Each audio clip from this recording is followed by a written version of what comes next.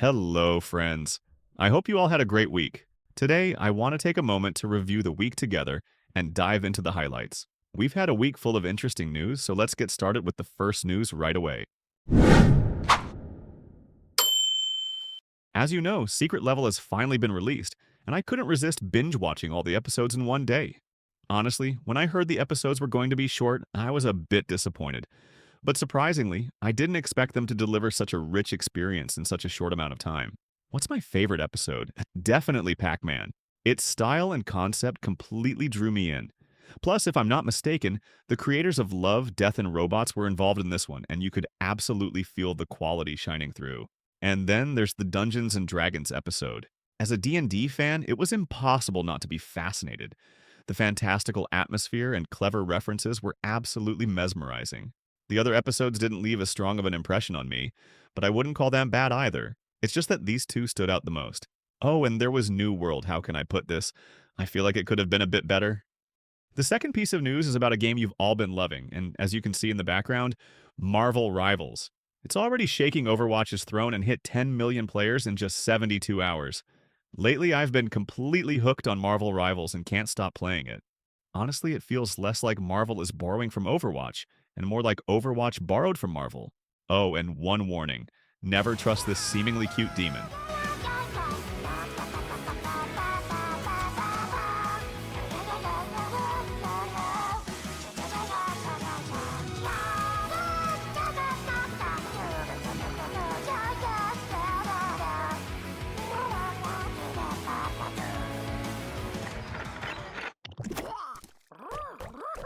Now let's talk about a game studio that was once a giant in the gaming world.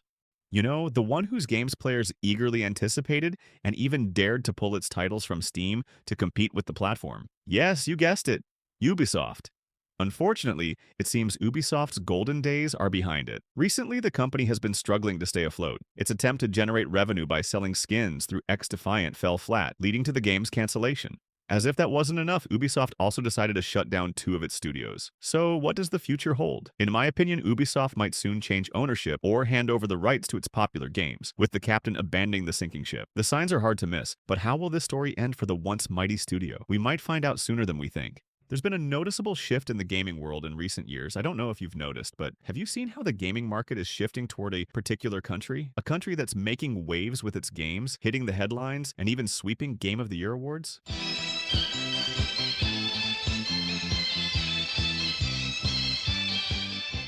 China's gaming industry has exploded onto the scene like a lightning bolt, grabbing the world's attention. While their games may not always be the most original, and their design could use some improvement, they've managed to make a huge impact, surpassing even the industry giants.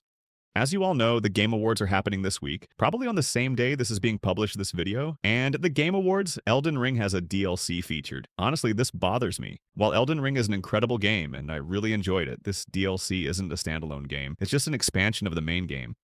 Anyway, to put it briefly, I don't think it should be part of the Game Awards. It should be considered in a separate category rather than being evaluated as a full game. I don't have high expectations for this year's awards, but I'll still be watching.